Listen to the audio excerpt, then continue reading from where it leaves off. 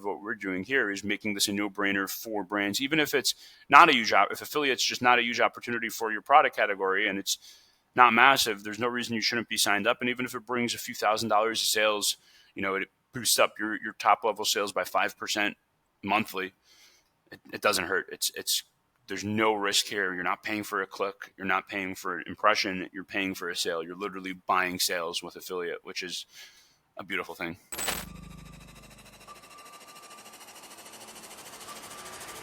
Welcome to the E-com Breakthrough Podcast. Are you ready to unlock the full potential and growth in your business? You've already crossed 7 figures in sales, but the challenge is knowing how to take your business to the next level. Join Josh Hadley, an 8-figure e-com business owner and investor, as he interviews highly successful business owners.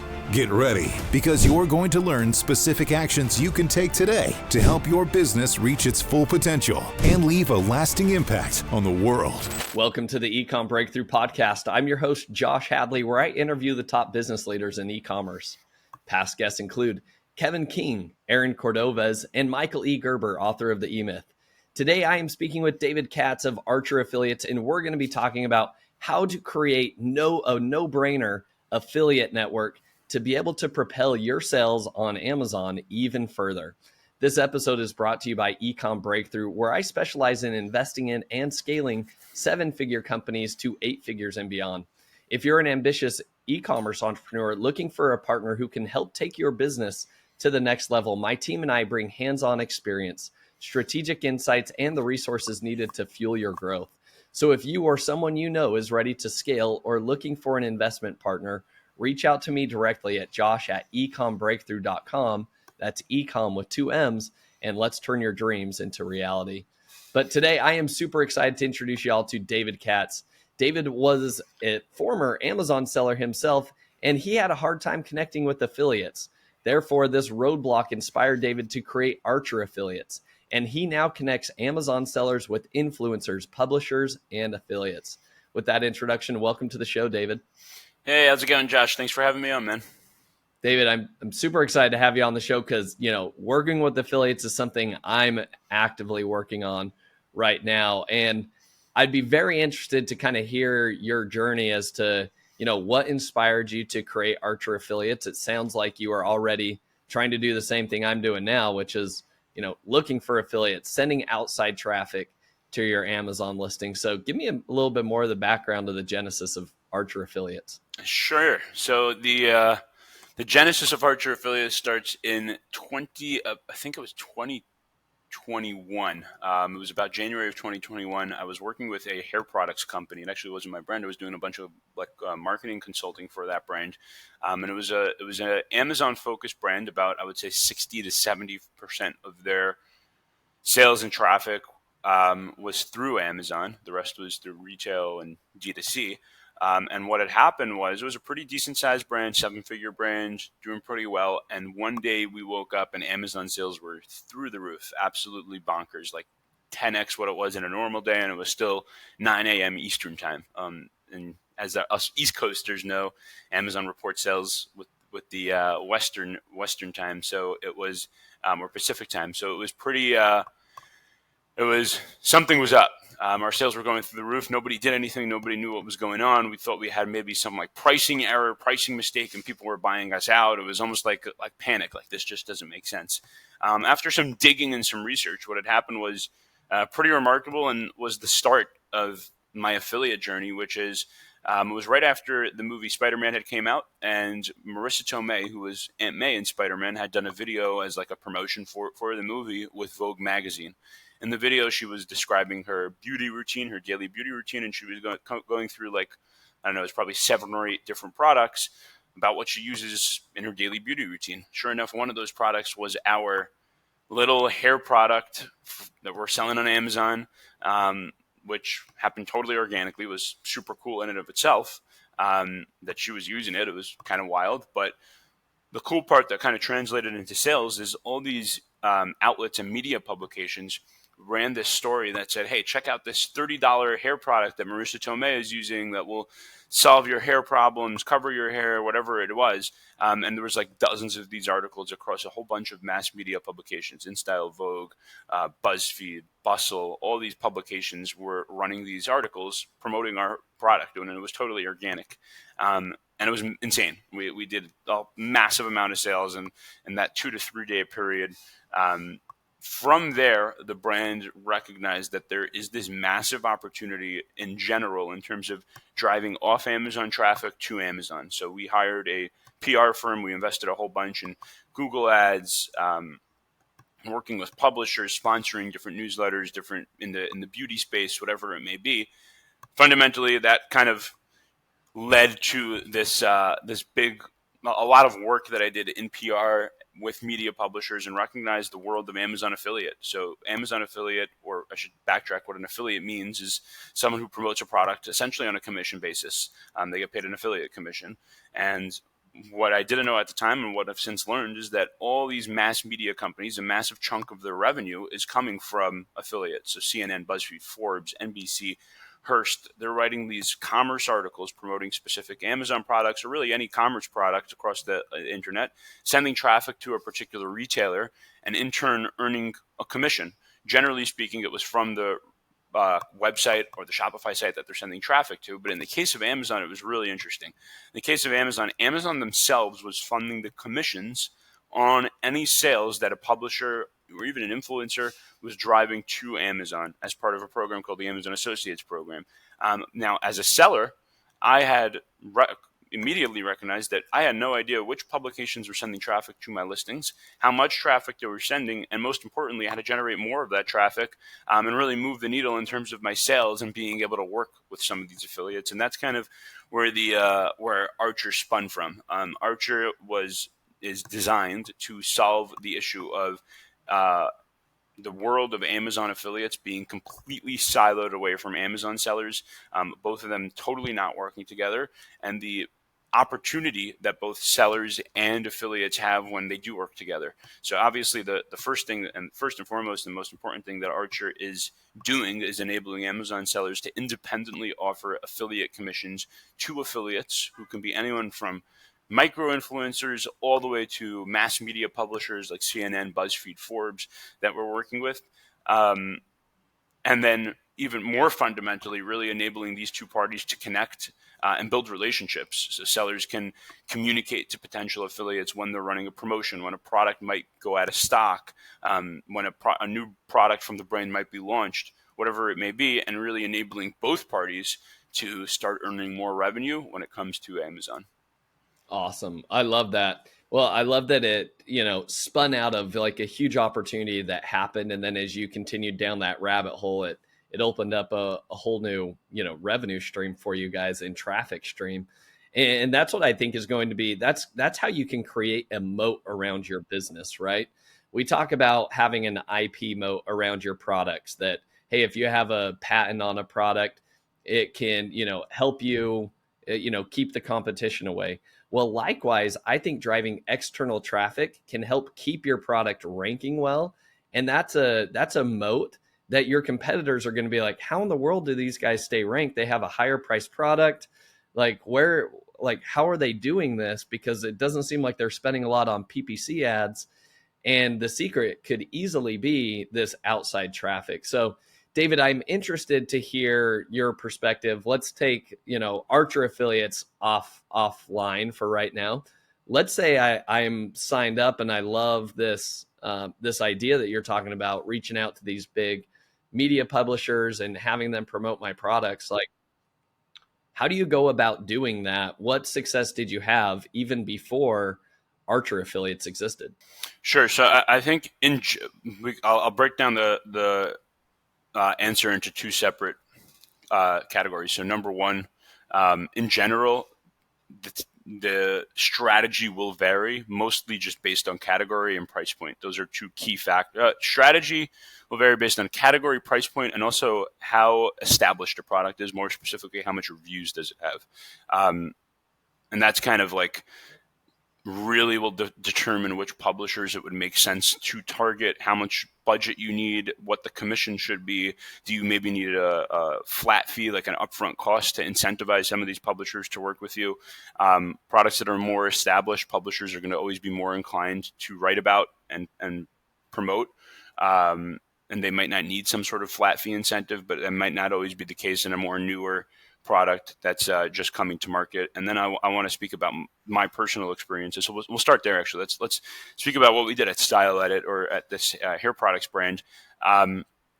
So once this article kind of happened, went live and everything, we immediately hired a PR agency. I'm going to PR. We knew specifically we wanted to target two things. Number one, external traffic. So really anywhere that there's traffic coming from off Amazon to Amazon, we want to go after it. At the time, and it still is the case, Amazon has the brand referral bonus program. So anytime we use an attribution link, we're getting 10% back from Amazon. We immediately recognized kind of what you touched on, which is that Amazon heavily weights a lot of this traffic. It increases organic rank. It's super impactful. And we knew we wanted to really invest and lean into bringing off Amazon traffic to Amazon. And that's where we kind of broke it down. So we knew we invested a lot in paid ads, actually. Facebook, Google, Meta, all that type of stuff, using attribution links, just driving it to Amazon simply to be break even. And we even lost some money, but we continued running it just to kind of show Amazon that, hey, there's a lot of external traffic, or people are coming from off Amazon. And we did see, it's hard to put it like a hard metric to it, but eyeballing it, we did see a pretty good increase in organic ranking from that. The second thing we did, which was much more impactful, was we hired a PR agency. At the time, the idea of hiring a PR agency to promote an Amazon product was almost unheard of. The PR agency actually didn't want to take us on. They said, like, we're used to promoting traffic to D2C or general branding, but we were very sales focused, and still wanted to drive that traffic to Amazon, which was very unique in the space. And what this PR agency did was, this PR agency had a lot of contacts, or I should say relationships, directly with editors. At most of these publications, the teams of the people who are in charge of the editors that are in charge of testing products and putting them into stories and creating stories about them, they have really close relationships with PR strategists. So PR strategists who are pitching them different things. They know how to pitch them, where to pitch them, what they want to write about.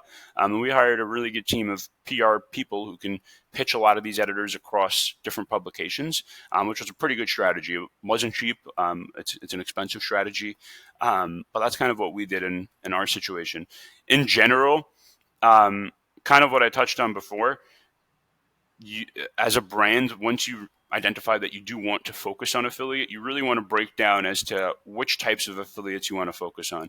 So I would say I would categorize affiliates into like 4 or 5 different areas. So number one, you have your media publishers, which we've been talking about. Number 2, you have deal and coupon sites, which is like, I don't know if you're familiar with Slick Deals, Deal News, Dan's Deals. These are websites that literally just post about products that have aggressive promotions and limited time aggressive promotions. And for a lot of sellers, it's a really cool opportunity to drive a ton of external traffic to Amazon. You just have to feature a limited time promo code, send that to the deal site. They feature it on their homepage, or they write an article about this product that's on a limited time deal. Boom, you're getting a ton of traffic. Then there's the influencer world. For us, that wasn't much of a focus, but for a lot of brands, influencers actually drives meaningful sales and is a huge opportunity. And then there's the world of like, which at the time didn't exist. We were doing this, and now it's slowly becoming more of a pretty big opportunity, which is what we call media buyers. Media buyers is kind of review sites, I would call them actually. So I don't know if you're familiar with like best reviews, top 10 deals, and these are only relevant in very specific product categories. Product categories generally with a higher price point. Product categories where consumers do a lot of product research, and building relationships with these people who are ranking like, here's the top 10 air fryers, here's the top 10 air conditioners, humidifiers, whatever it may be, and making sure that your products are featured on top of those lists.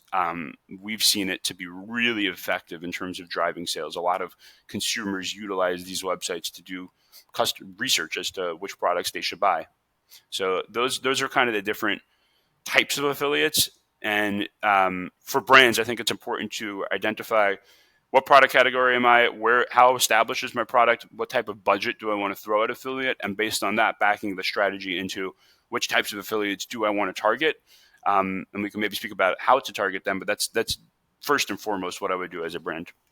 I love that. So David, let's double down on that. Why don't you walk me through like the strategy um, that you would recommend setting up? Like what types of products are good candidates versus maybe not?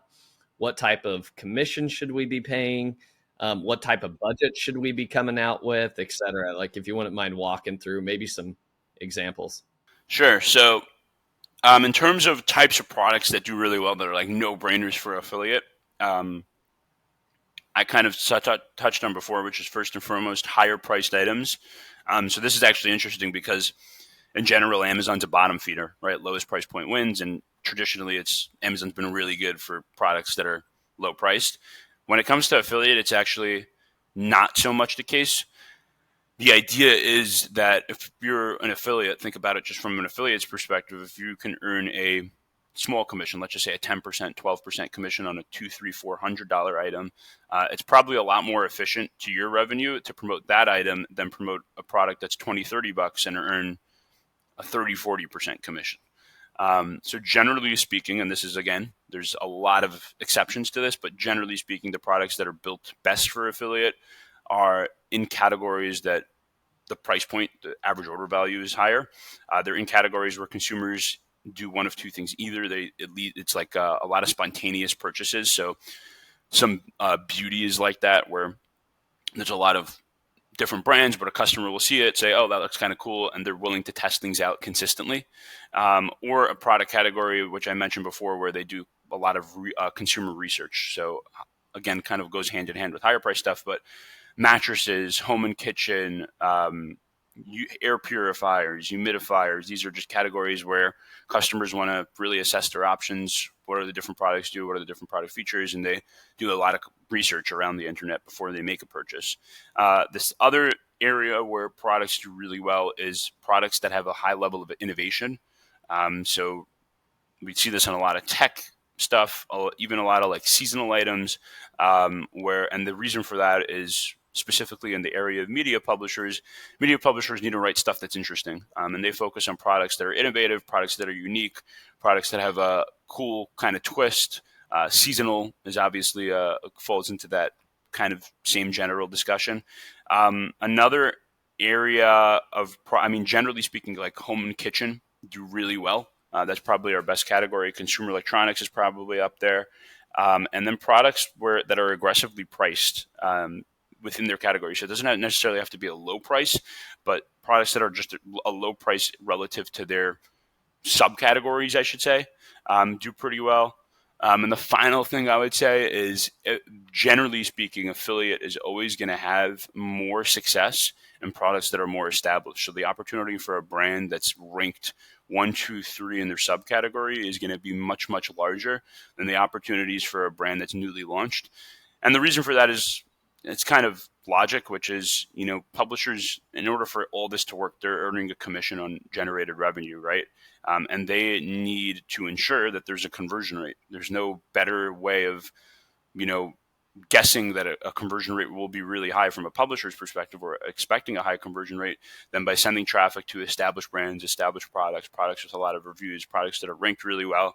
It's kind of a good indicator for a publisher that, hey, this product will convert if we send traffic there. So those are just off the top of my head some areas where we definitely see much more success consistently than with others. Is there a particular like commission percentage that you should be targeting, or is it just vary on, if you have a $200 product, maybe you only need a 10% commission like you talked about, whereas lower cost $20 items, you're needing higher commissions? What are you seeing there? Yeah. The average rate in the network right now, I think, is just over 20%. I think a lot of that is fueled by the brand referral bonus. So sellers are earning that 8 to 11%, depending on their category, back from Amazon, and flipping that and funding that to the publishers, and really only paying about 10% out of pocket. So that's kind of where we see the average. It definitely is true that as you kind of get higher up in the prices, the necessary commission rate that a publisher will be willing to work with you at is definitely lower. That being said, the more, it's just logic. The more you can offer, The more incentivized publishers are going to be, the more publishers are going to want to work with you. And even the ones that work with you, the more aggressive they're going to want to be to push that item. Yeah, makes a lot of sense.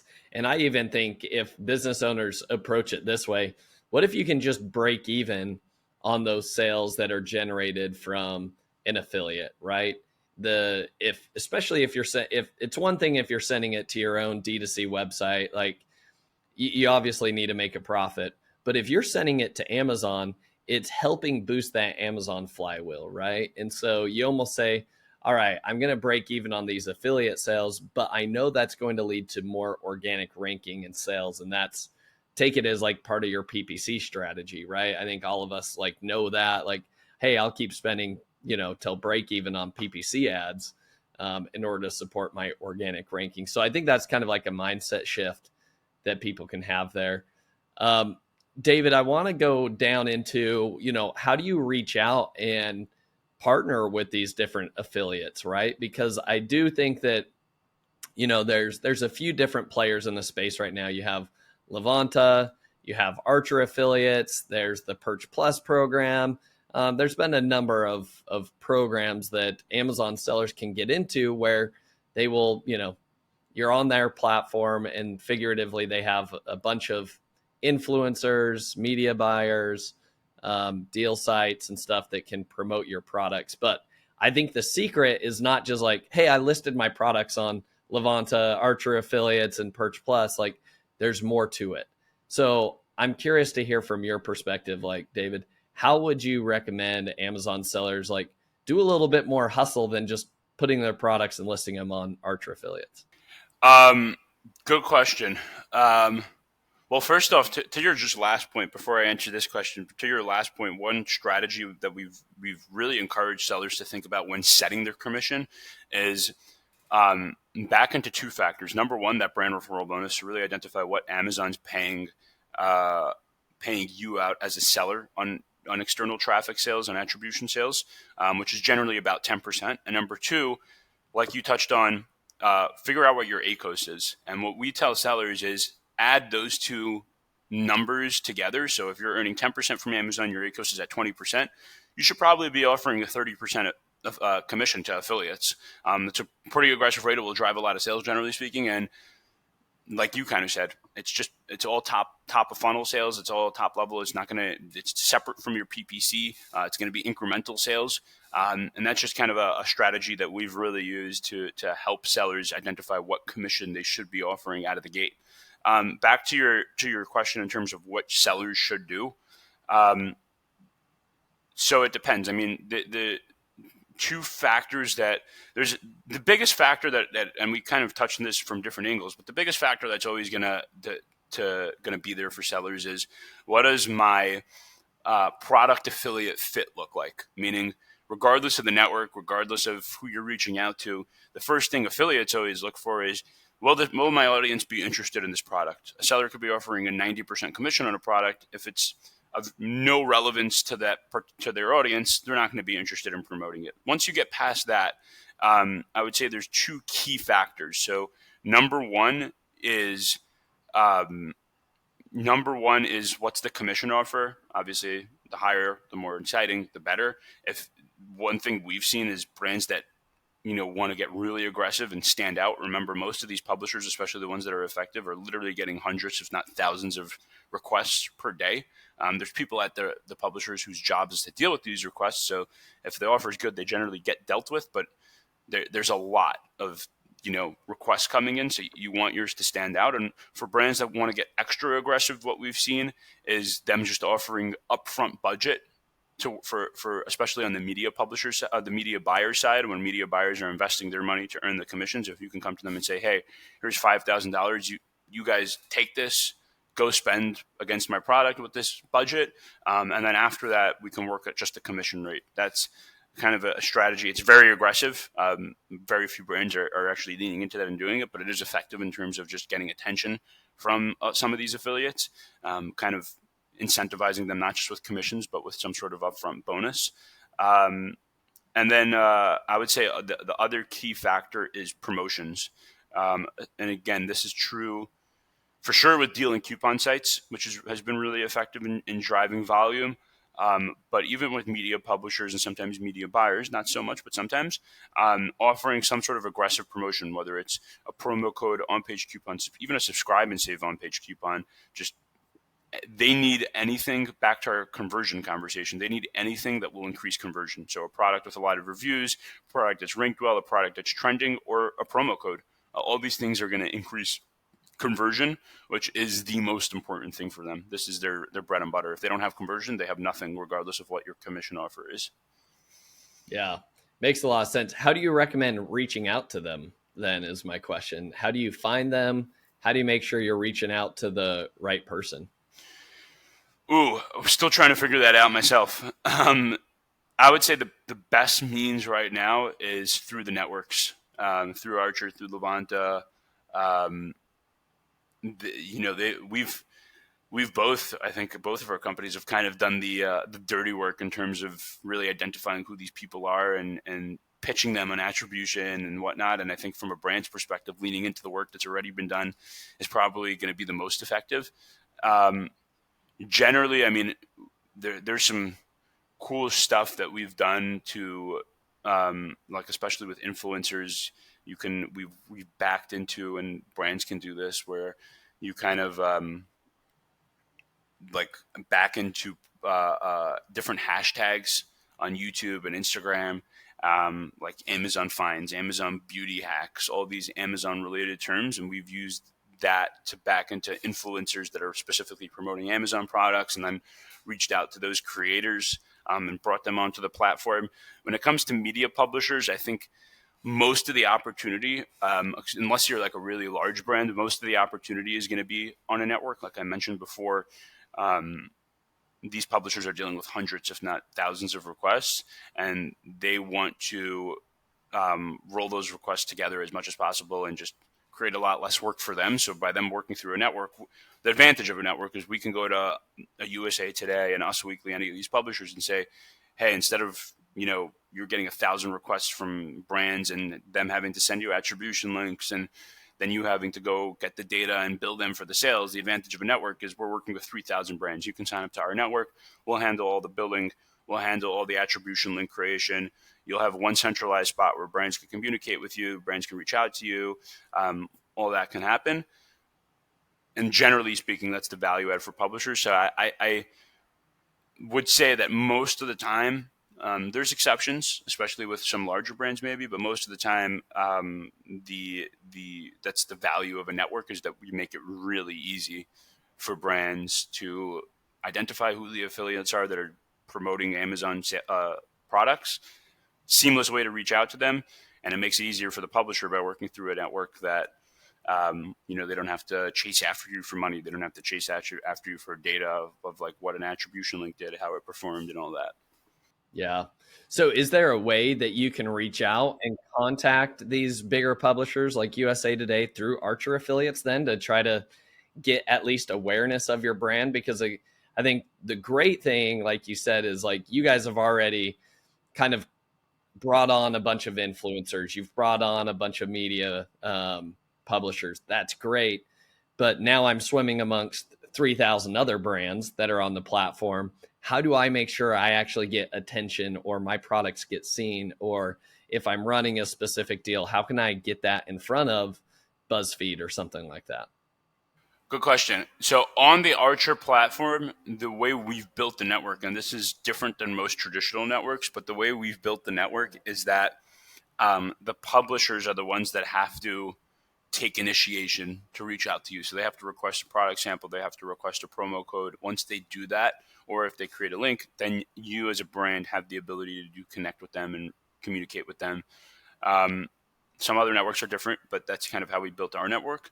The way to get in front of them, I would say, if that doesn't happen, is create that promo code. Promo codes in general are the best way in terms of like popping a product up in our portal where publishers do product discovery and identify products that they want to promote. So that's been the most effective strategy, I would say, in making sure that publishers see the product.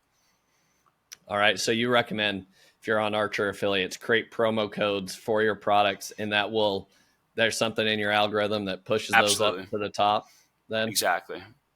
Okay. What else? Anything else that High I commissions. myself can do? High Higher commissions? commissions. Yeah. And then seasonal stuff. Anything, if you have products that are centered around seasonal stuff, holidays, um, seasons like summer, winter, those we tend to, bump to the top as well. Do you recommend like adding the seasonal products like when it comes close to that time of year? Is there something of like newness to the platform? Like what if I upload a Christmas card back in, October of last year? Is that Christmas card going to be seen again this coming year, or do Yeah, I yeah. have to like remove it, put it back up? No, you don't have to remove it, put it back up. It definitely gets seen.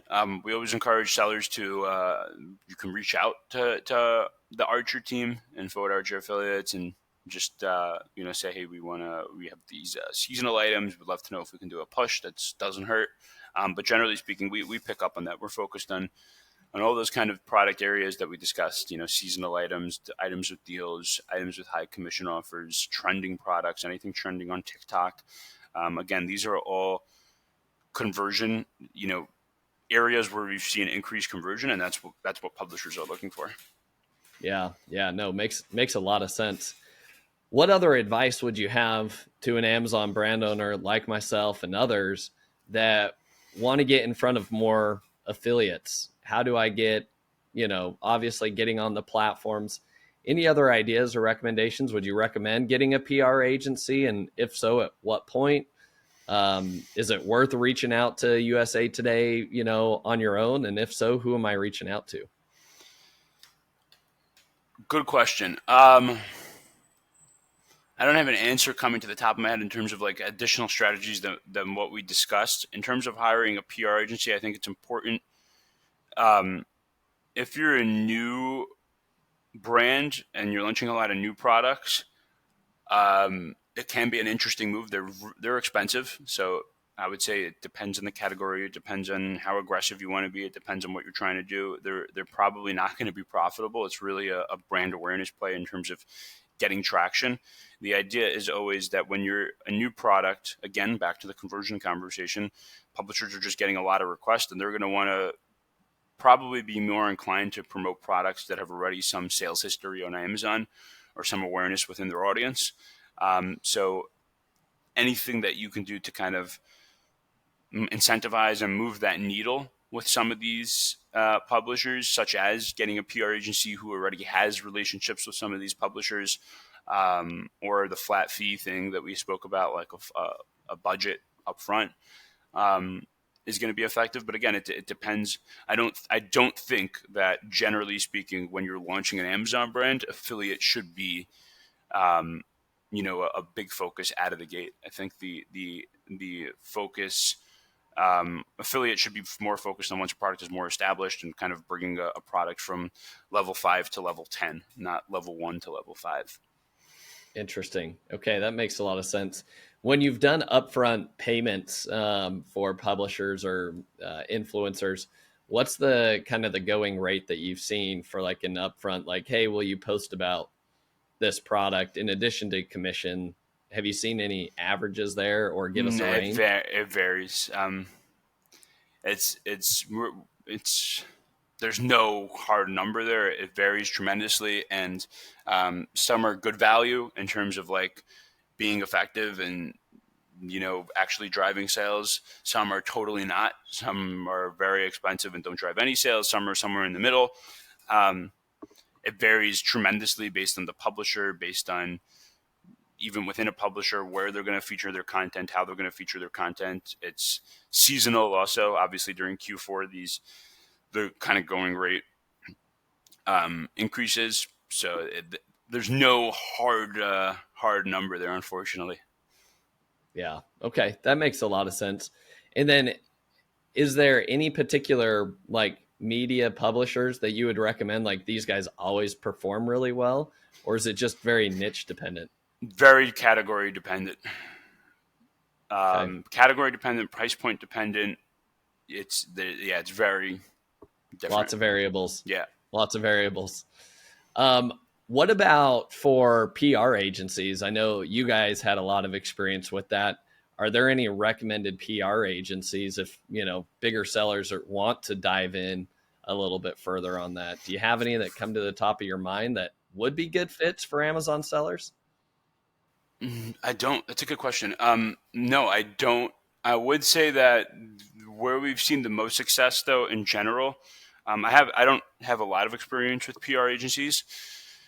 The few that I do were it's kind of becoming a theme in this conversation, but very category specific. So like a PR agency specialized in beauty.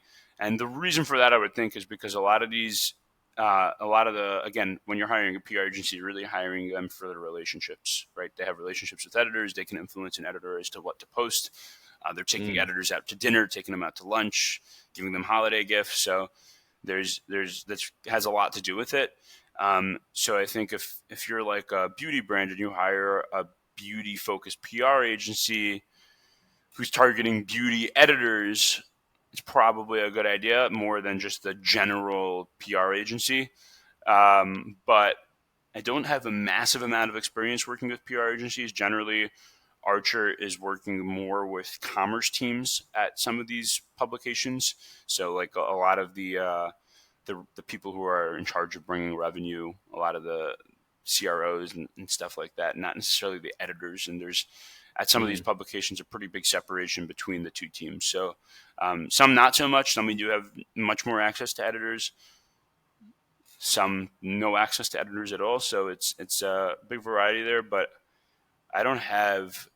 Trying to think. I don't have a particular PR agency I would recommend. I would say tread with caution. It is very expensive, and there is a lot of ineffective PR agencies out there. mm. Yeah. So I guess this kind of brings it back kind of full scope here, which is, a lot of this is very category dependent, Yes. right? And you're just going to have to go in and test things out, it sounds like. So, David, I'd love for you to maybe like wrap things up based on your in-depth experience here, working with affiliates, being an Amazon seller yourself.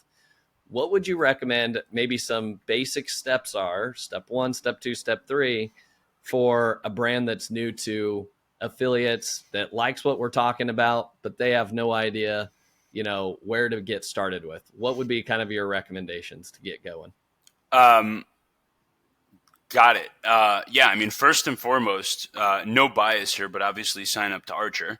The kind of the idea of how we built our network, and this wasn't true from day one, but how our network is today is that we are fully performance based. So what that means is we don't have any upfront fees, we don't have any monthly fees, we have no setup fees, no commitments, and we've done this specifically for because of the understanding that we understand that Amazon this whole space for Amazon sellers is really new, and we don't want them to have a massive upfront cost to find out that hey, this product category is not good for affiliate or it's not working or whatever it may be. And the second reason we did that is we really are trying to build the network as big as possible and include as many products as possible so we can bring our offers to more publishers. As we increase our product catalog, the publishers that are willing to work with us increase just because the revenue opportunity for them increases. So there's really no risk to working with our network.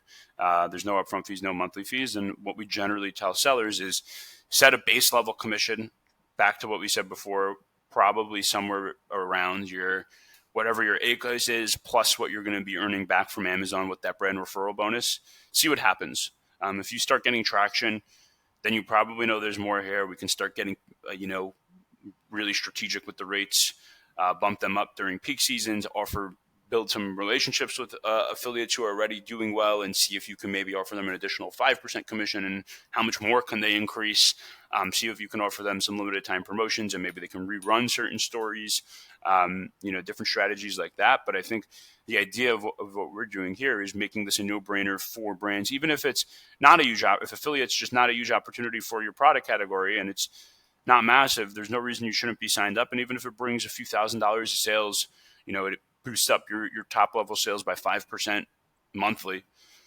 It doesn't hurt. It's there's no risk here. You're not paying for a click. You're not paying for an impression. You're paying for a sale. You're literally buying sales with affiliate, which is a beautiful thing. Yeah. David, I love that kind of that summary there. So as we wrap things up, I'd love to leave the audience with 3 actionable takeaways. So here are the 3 actionable takeaways that I noted. Let me know if you think I'm missing something here, David. But number 1, your recommendation was, hey, just get going on some of these affiliate network platforms, right? I mentioned you have like a Perch Plus, you have Levanta, and obviously, David, you're a big fan of Archer affiliates. So you've got a few of them that you can choose from. But as you mentioned, the great part about some of these platforms is that they're not going to charge you up front to just list your products. Like you can just test it out and say, I'm going to upload my full catalog, do a decently high commission, and then let's just see. And so that's kind of my action item number 1 is just get onto these networks and just see. Give yourself a generous, commission rate. You don't have to pay that unless somebody actually generates a sale. And the nice part about this too, I think, is that you're already doing all the technical aspects of pulling somebody's brand attribution link.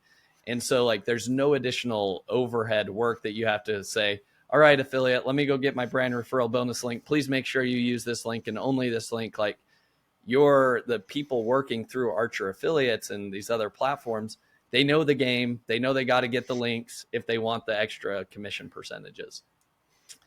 Action item number 2 is once you start to see if somebody starts generating sales or they request samples or they're requesting promo codes, that's your time to open up those conversations. And my recommendation is to double down on those relationships. Build a true relationship with these media publishers or these influencers, whoever's, wanting to pitch your products.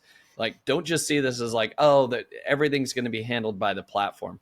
I promise you the people that will win at the end of the day are going to be the people that put forth the extra effort to actually maybe take that conversation offline, jump on a phone call with them and say, hey, what else can we do to further this relationship? I've got new product launches.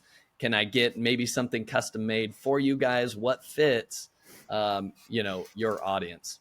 So that's action item number 2. And our final third action item is, if you have the extra funds and you really want to go all in on this strategy, I think testing out a media or a PR agency to really double down on things. I mean, that's kind of where you got started, David, was like, Yep. You saw the success of an affiliate. You're like, how do we do more of this? Let's get an agency. Now, it's not going to be cheap, as you mentioned, but I think the juice can be worth the squeeze. And I do believe that this can become a strong defensive moat around a product that might not have a lot of IP protection. This can be your brand defense to maintain your ranking, even though you have a lot of cheap overseas competitors trying to compete with you. So, David, anything else that you feel like I missed here? That was awesome. That was spot on. I have one question for you, Josh, which is, I mean, your brand has been on our network for quite some time, and it seems like you've been doing a bunch of different stuff in affiliate. So, I mean, any strategies or touch points that we missed, or tips that we missed, which you've seen success with your brand in terms of affiliate and connecting with some of these creators? Yeah, I think my biggest thing is like we give out, anybody that requests a sample gets a sample. And that has kind of been our mantra, even though like what's funny is like some of the micro influencers, even the ones that were like, I don't know if it fits your audience or your vibe very well. Those are the ones that actually end up creating like a viral video or a viral post about the product. And it's like, well, I wouldn't have ever pegged that. And so I think that's the hard game about these is like, you can't be overly, you can't have a set amount of criteria that's like, you have to have X followers. You have to have, this type of vibe. I mean, audience does make a difference. Like I'm not going to, somebody that's talking about, I don't know, automotive parts, probably not a good, product market fit. So there's kind of low level things, but they're probably also not going to request a sample. So my biggest recommendation definitely stems from like anybody that wants a sample, I'll give you a sample. It's interesting. I know one thing I'm starting to see as a trend, both when you give that summary and now your answer is, and in hindsight, this I think has been true across the network, is most of the brands that are successful are not overthinking the strategy, really just throwing a bunch of shit at the wall. Like you kind of said, just list your products, set up the commissions, and then see what happens, see what works, and just lean into that. Send everyone a sample, go kind of like this whole space is really so new. And it's very unclear what's working, where the full opportunity is, or what the full opportunity is. It's just clearly something's here. Kind of go widespread with their approach, get something set up, and slowly like throw shit at the wall, see what works, see what sticks, and then back into that as a real strategy. Yeah. Yeah. No, I love that idea. So that would be, those are some great takeaways. Love that strategy, even though it's a strategy of just see what sticks and then double down on Exactly. it. So that's great. David, for the final 3 questions of the podcast, what has been the most influential book that you've read and why? Ooh, good question. So not much of a reader. I would say 2 books that stand out. Jordan Peterson has had a huge impact on my life. I know this sounds like a cliche 20-year-old, but what are you going to do? 12 rules for life and 12 more rules for life definitely had a huge impact on my life. I think that's for sure a book that stands out. And then The Subtle Art of Not Giving a Fuck by Mark Mason was an incredible book. I thought that was awesome. And why I would say specifically the latter, it's a lot of times I feel like, especially in like starting a business and working, we get so focused on like the day to day and the intensity of that, and sometimes just zooming out and realizing the bigger picture, not being so stressed out and taking a deep breath is important.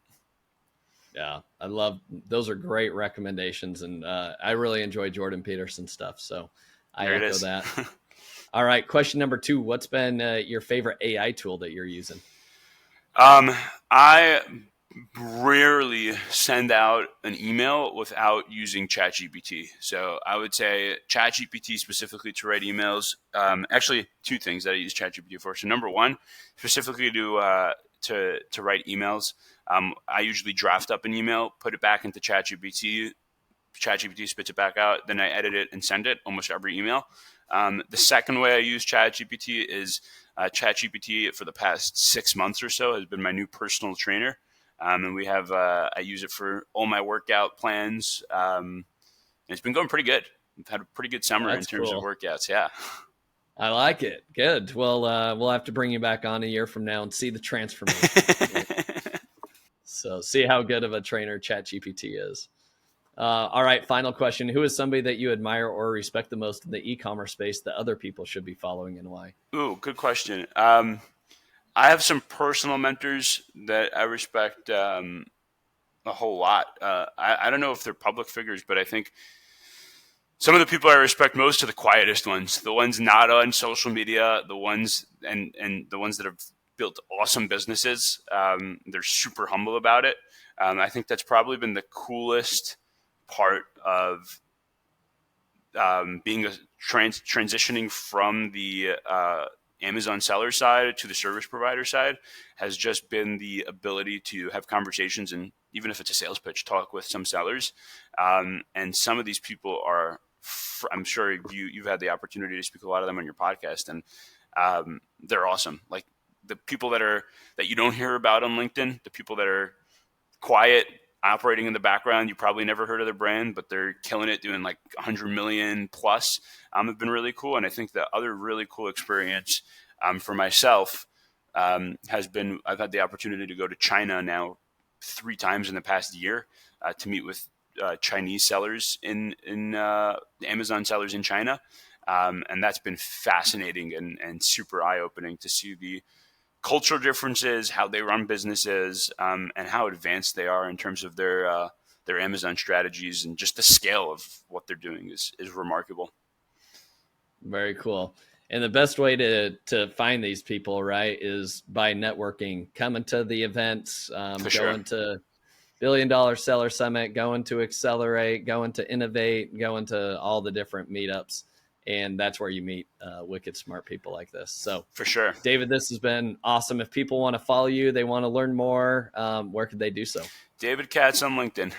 That's where I'm most active. Awesome. Great. David, thanks for taking your time out of your day to join us on the podcast. Josh, thanks a lot for having me on. It's been awesome. Thank you for listening. Visit ecombreakthrough.com for more information.